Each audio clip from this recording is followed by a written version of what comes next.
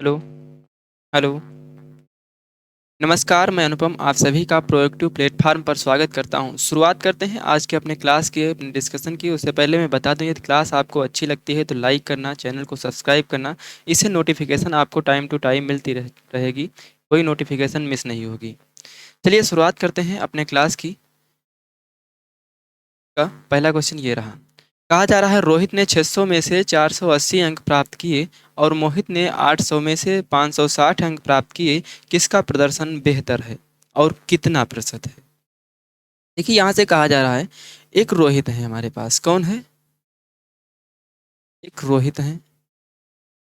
रोहित ने क्या किया? 480 अंक प्राप्त किया। कितने में से? 600 में से। तो हम आपसे पूछे कि बताइए कितने प्रतिशत प्राप्त किया, तो इंटू 100 कर दोगे। जीरो से जीरो कैंसिल हो जाएगा।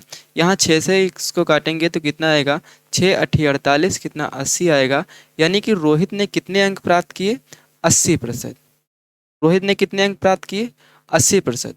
कहा जा रहा है मोहित ने 800 में से 560 अंक प्राप्त किए। मोहित, एक दूसरे कौन है? मोहित। मोहित ने क्या किया? 560 अंक प्राप्त किए। कितने में से? 800 में से। तो हम कहेंगे कितना प्रतिशत, तो इंटू 100 कर दोगे। जीरो से जीरो कैंसिल हो जाएगा। यहाँ से 8 से काटेंगे, 8 सत्ती 56, यानी कि कितना आएगा? 70%। तो यहाँ से अगर पूछा जाए, यहाँ पर पूछा जा रहा है किसका प्रदर्शन अच्छा रहा, तो कहोगे कि रोहित का प्रदर्शन अच्छा रहा क्योंकि उसने 80% अंक प्राप्त किया, और मोहित का प्रदर्शन अच्छा नहीं रहा क्योंकि उसने 70% ही प्राप्त किया। अब यहाँ से पूछा जा रहा है कि और कितना प्रतिशत, मतलब अच्छा रहा, बेहतर रहा, तो कितना प्रतिशत बेहतर रहा। तो यहाँ हम पूछे कि बताइए कितना बेहतर रहा, तो कहो कि 10% ज़्यादा पाया है। किससे? मोहित से। किससे? मोहित से। तो मोहित की वैल्यू यानी कि मोहित का परसेंटेज नीचे आएगा। कितने प्रतिशत? इंटू 100। जीरो से जीरो कैंसिल। 7 से इसको सिंप्लीफिकेशन करेंगे तो कितना जाएगा? 7 14 सती 98, 2/7। यानी कि कितना प्रदर्शन अच्छा रहा? 14 सही 2/7%। अगले क्वेश्चन की तरफ बढ़ते हैं। अगला क्वेश्चन हमारा कहा जा रहा है दो उम्मीदवारों के बीच चुनाव में 65% मत जो थे, यानी कि 65% वोट अवैध घोषित किए गए। एक उम्मीदवार को 52% वोट मिले और वह 98 वोटों से क्या किया? जीत गया। वोटों की कुल संख्या ज्ञात कीजिए। वोटों की कुल संख्या ज्ञात करने के लिए यहाँ पर देखिए जो 65 वोट जो थे वो अवैध हो गए, तो हम इनको तब तक किनारे रखते हैं। इनकी बात हम तब तक किनारे रखते हैं। हम आपसे पूछे तो बताइए टोटल वैध मत कितना थे, तो हम मानते हैं टोटल वैध मत कितना थे? 100%। वैध मत टोटल कितना हम मान लें? 100%। तो इसमें से जीतने वाले उम्मीदवार ने 52% वोट प्राप्त किए और हारने वाले उम्मीदवार को कितना मिलेंगे, तो कहोगे उसको तो मिलेंगे 48%। उसको कितना मिलेंगे? 48%। तो यहाँ से हम अगर आपसे पूछें कि बताइए जीतने वाला व्यक्ति कितने से जीता, तो कहोगे 4% से जीता। कितने से कहोगे? 4% से जीता। तो हम कहेंगे 4% से जीता, लेकिन एक्चुअल में कितने वोटों से जीता, तो कहोगे 98 वोटों से जीत गया। तो यहाँ से हम पूछेंगे तो बताइए 100% की वैल्यू, यानी कि हम तो वैध मत जो माने थे ये क्या है? वैध मत, अवैध नहीं। ये हम जो वोट माने हैं ये वैध मत हैं। अवैध बाद में जोड़ देंगे तो हमारा आंसर निकल आएगा। तो वैध मत अगर हम पूछे आपसे तो कहोगे वैध तो हमने 100% माना था। तो यहाँ से कितना? 25 से इसमें गुणा कराएं तो 25 चक्कू 100 हो जाएगा। यहाँ तो यहाँ भी 25 से कराना पड़ेगा। तो यहाँ से 25 चक्कू 100, यानी कि 100% की वैल्यू हमारी कितनी आ गई? 25 आठी 200, 25 नवा 225, यानी कि कितना है? 245। ठीक। ये हमारे मत क्या है? ये तो मत हमारे जो थे वैध मत थे। हमारे वैध मत कितना आ गए? इतने।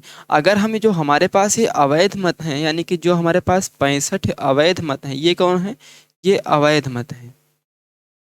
ये जो अवैध मत हैं इनको क्या करते हैं? इसी में प्लस कर दें तो हमारे पास टोटल जो मत हैं वो निकल आएंगे, यानी कि टोटल वोट निकल आएंगे। तो यहाँ पर 65 इसमें जोड़ दिया जाए तो 5 6 5 11, 4 1 5 25। ठीक। कितने? 2515, यानी कि टोटल वोट कितने थे? 2515।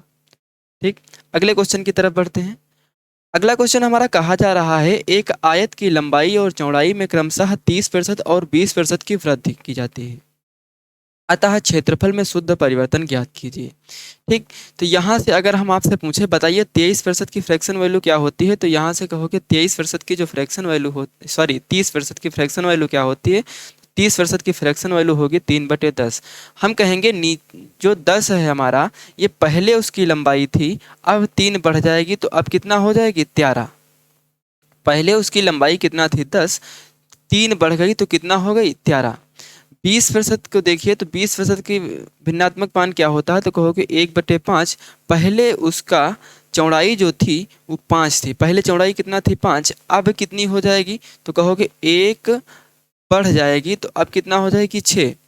तो यहाँ से अब हम इसका क्षेत्रफल निकालेंगे तो इसको गुणा करेंगे तो देखिए यहाँ से हम काट सकते हैं, 2 तिहाई 6, 2 पंचे 10, पचम 25, यहाँ से 13 तियां 39। तो यहाँ से हम पूछें कि बताइए कि उसके क्षेत्रफल में क्या परिवर्तन आया, तो कहोगे पहले 25 यूनिट उसका क्षेत्रफल था, अब 39 यूनिट क्षेत्रफल हो गया। तो हम कहेंगे कितना बढ़ा, तो कहोगे 9 5 14, यानी कि कितना बढ़ा 14 बढ़ा है। तो किससे बढ़ा, इस 25 से, और कितने प्रतिशत बढ़ा इंटू 100, 25 एकन 25, 25 चक्कू 100, 14 चक्कू 56, 14 चक्कू 56, कितना बढ़ा 56%। अगला क्वेश्चन, एक संख्या 10 से गुणा करने के स्थान पर गलती से वह 10 से विभाजित हो जाती है, परिणाम में प्रतिशत त्रुटि क्या होती है। तो यहाँ से अगर हम कहें कि जैसे हम कोई संख्या माने, तब उसमें हम पहले गुणा कराएं, फिर हम उसको भाग कराना था, फिर आंसर निकलेगा। तो हम जो संख्या मानेंगे वो संख्या कौन सी मानेंगे, यहाँ पर जो हम संख्या मानेंगे वो तो यहाँ पर जिससे भाग कराना हो, जिससे गुणा कराना था, मतलब इन दोनों का एलसीएम लेते हैं। तो यहाँ इन दोनों का एलसीएम है कितना, तो इनसे एलसीएम तो 10 ही निकल के आएगा। तो हम कहते हैं कि वह संख्या हमारी कितना थी 10। अगर इस 10 में अगर हमको 10 से गुणा कराना था तो हमारा आंसर कितना आना चाहिए था 100। अगर इस 10 में 10 से गुणा कराना था तो हमारा आंसर कितना आना चाहिए था 100। लेकिन क्या हुआ, गलती से इस 10 में 10 से क्या हो गया भाग, तो यहाँ से आंसर कितना, 0 से 0 कैंसिल हो जाएगा। तो हमारा आंसर कितना आ रहा है, अब 1 आ रहा है। आना कितना चाहिए था 100, आना कितना चाहिए था 100, आ रहा है एक, गलती बस विभाजित, क्योंकि गुणा करना था विभाजित कर दिया गलती से। तो यहाँ से त्रुटि कितने की हुई, हम पूछे आपसे कि यहाँ पर त्रुटि कितने की हुई, तो कहोगे यहाँ पर तो 99 की त्रुटि हो रही है। किससे हो रही है, ये हमारे 100 से हो रही है, यानी कि 100 आना था, आया 1, 99 की त्रुटि हो गई, यानी कि 100 से घटकर 1 हो गया। हम पूछेंगे कितने प्रतिशत, तो इंटू 100, 100 से 100 कैंसिल हो जाएगा, तो हमारा आंसर कितना आएगा 99%, यानी कि उसमें त्रुटि कितना हुई, तो कहोगे 99% की त्रुटि हो गई उसमें। ठीक, अगला क्वेश्चन, यहाँ से कहा जा रहा है एक भिन्न का अंश 400% बढ़ा दिया जाता है और हर में 500% की वृद्धि हुई है, तो परिणामी भिन्न 15/22 है, मूल भिन्न ज्ञात कीजिए। देखिए भिन्न का अंश बढ़ा दिया जा रहा है 400%, और हर भी बढ़ा दिया जा रहा है वो कितना 500%। ठीक, तो यहाँ से देखिए जो वृद्धि हो रही है तो कैसे वृद्धि हो, जैसे हमारे पास एक भिन्न है x/y, मानते हैं हमारे पास भिन्न कौन सी है x/y। देखिए जो इसका अंश होगा अपने आप में कितना होगा 100%, जो इसका अंश होगा वो अपने आप में कितना होगा 100%, और 100 में अगर 400 बढ़ा दिया जाए तो कितना हो जाएगा 500। आपके पास 100 रुपया है, 400 बढ़ा दिए जाए तो कितना हो जाएगा 500, यानी कि अब ये कितना हो जा रहा है 500%, कितना हो जा रहा है 500%।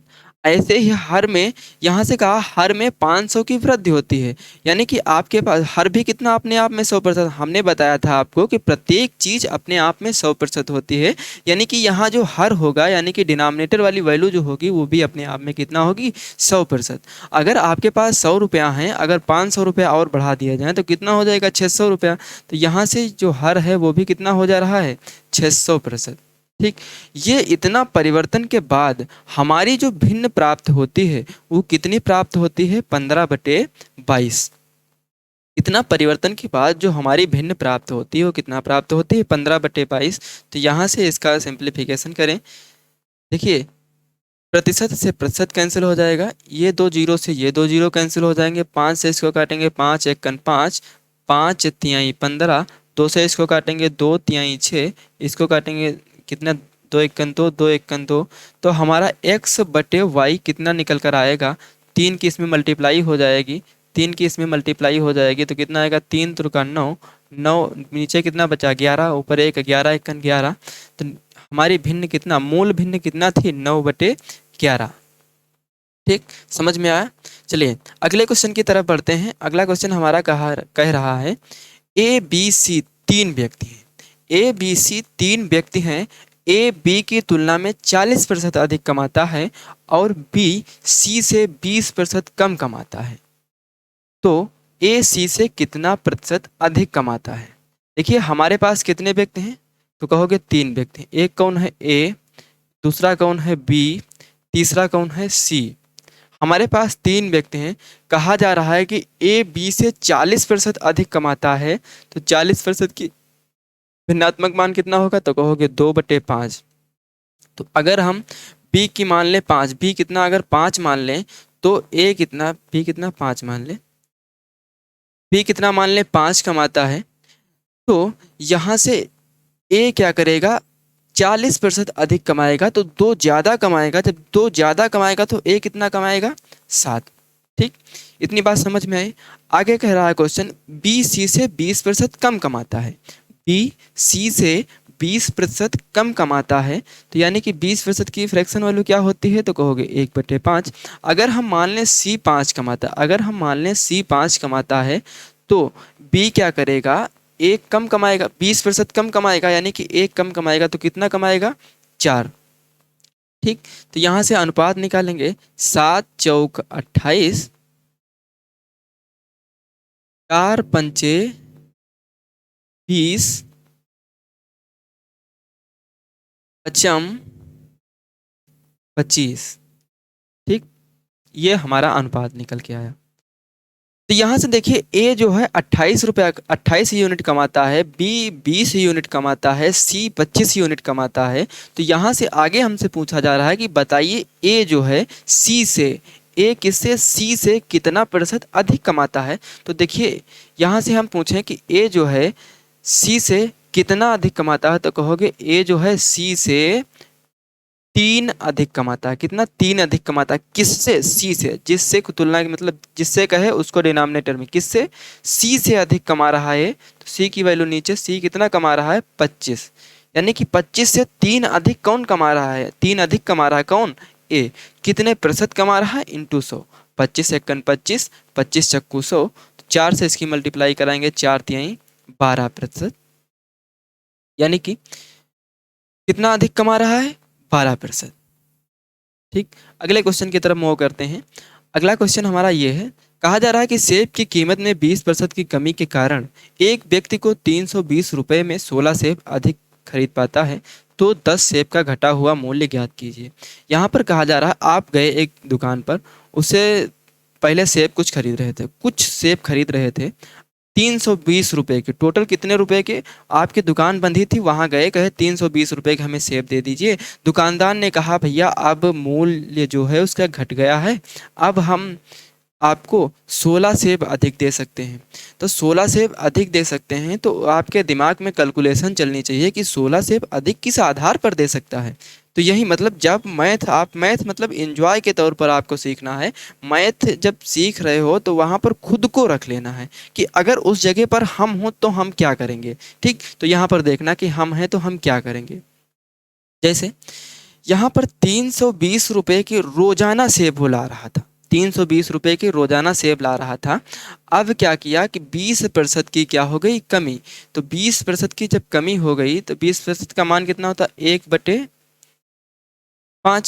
तो यानी कि पहले 5 रुपया था, अब एक कम हो जाएगा तो कितना हो जाएगा 4, यानी कि अब कितना, इससे क्या हुआ 20% कम हो गई, यानी कि पहले 5 था, एक कम हो जाएगा। ठीक, तो कितना हो जाएगा, एक का मान कितना होगा यहाँ से, तो यहाँ से 5 एकन 5, इसको काटेंगे 5 छक्का 30, और यहाँ से 5 चक्कू 20, कितना निकल गया 64 रुपया। ठीक। आपने तुरंत कैलकुलेशन किया, आपने कहा हमारे 64 रुपया बच रहे हैं, तो इस 64 रुपये में क्या करना होगा कि हमें नहीं, तो आपके दिमाग में तुरंत घुमा कि हमें 64 रुपये की सेब ही दे दीजिए। तो दुकानदार ने कहा हम इसके 16 सेब दे सकते हैं। तो जब आप 16 सेब दे सकते हैं तो आपने कहा ठीक है दे दीजिए। तो 16 सेब देने का मतलब क्या हुआ कि मतलब 64 रुपये के अगर 16 सेब मिल रहे हैं, तो यहाँ से बताइए एक क्या कितना, 16 × 1 = 16, 16 × 64, यानी कि 4 रुपये का कितना सेब मिलेगा, एक सेब। तो आपसे पूछा जा रहा है, तो बताइए सेब का घटा हुआ मूल्य, यानी कि 10 सेब का घटा हुआ मूल्य क्या, यानी कि घटा हुआ मूल्य कितना, 4 रुपये का एक सेब है।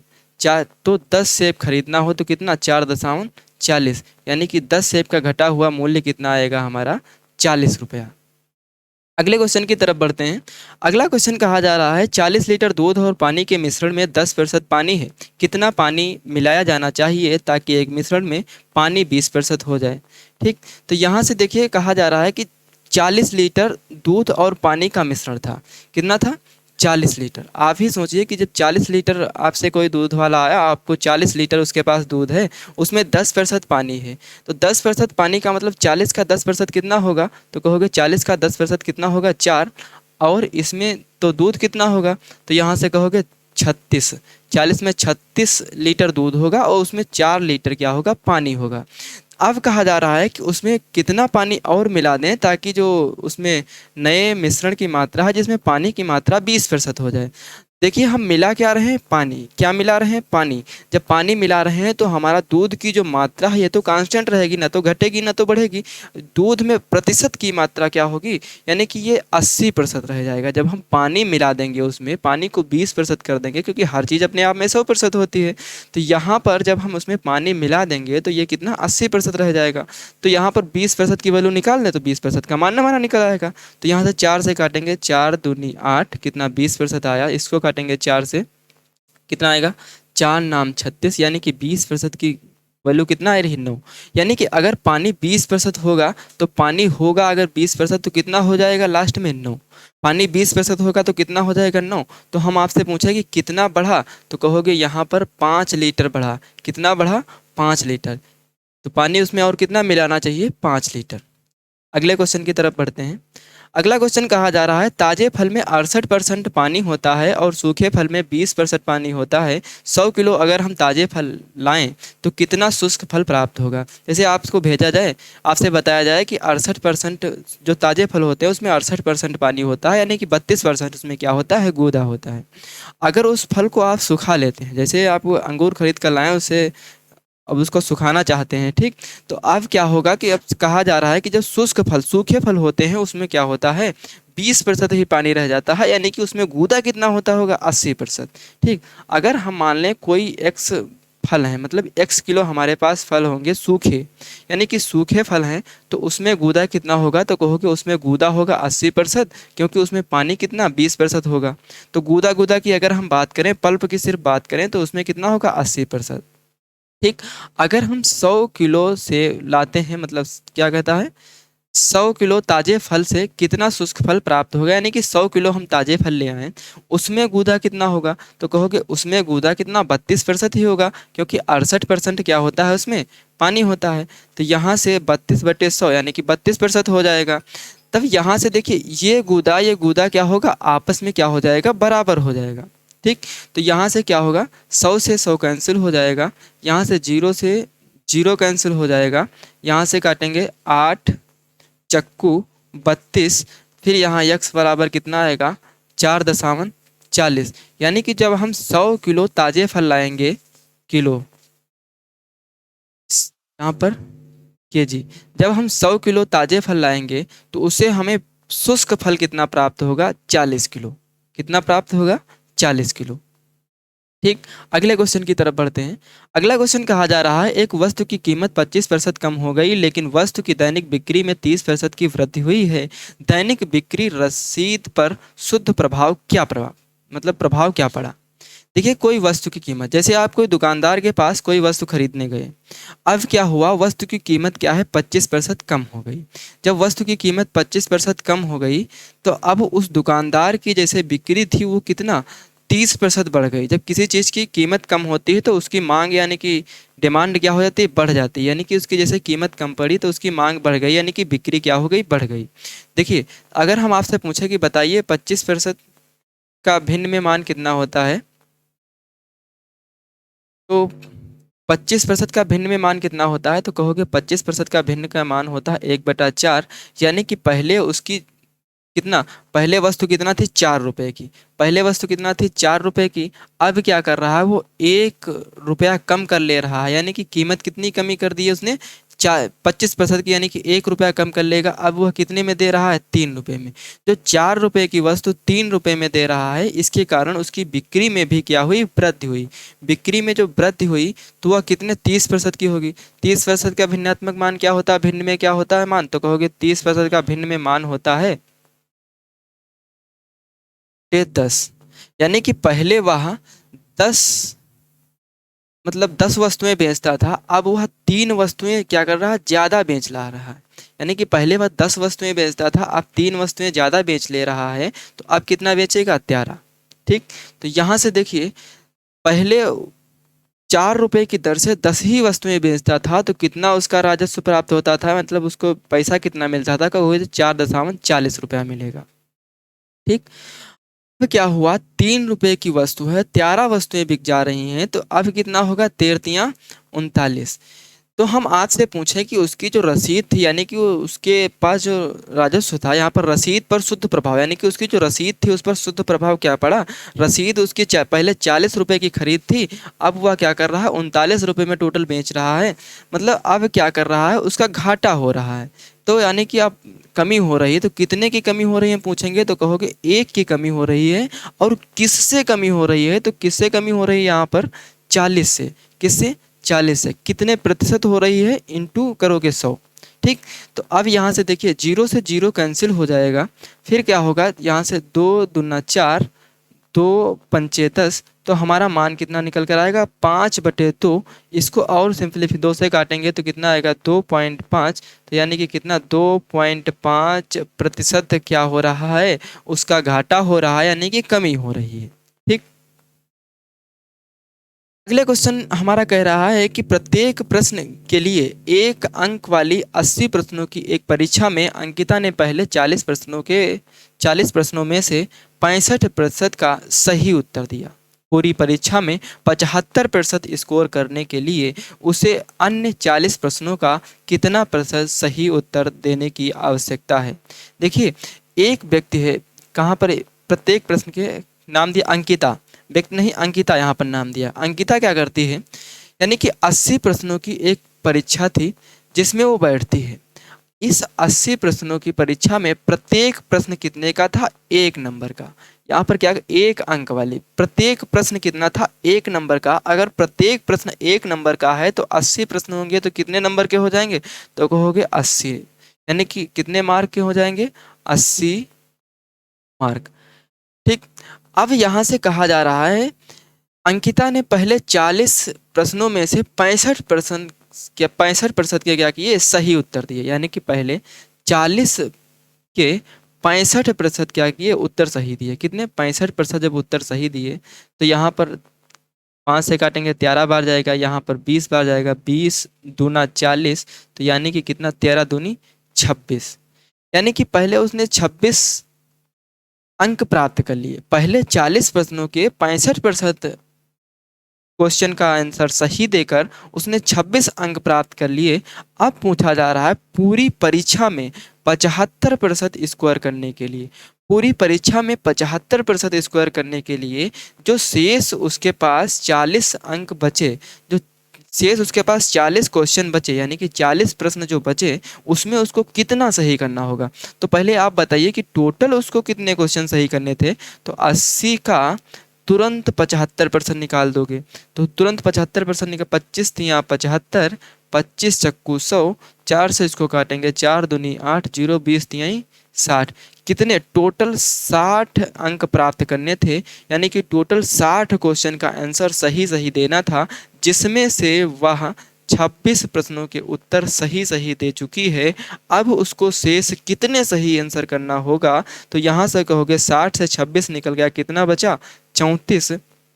34। अब ये 34 प्रश्नों के सही उत्तर कितने में देने हैं, तो कहोगे अब तो उसके पास क्वेश्चन तो 40 ही बचे हैं, क्योंकि 40 के आंसर वह क्या कर चुकी है, दे चुकी है।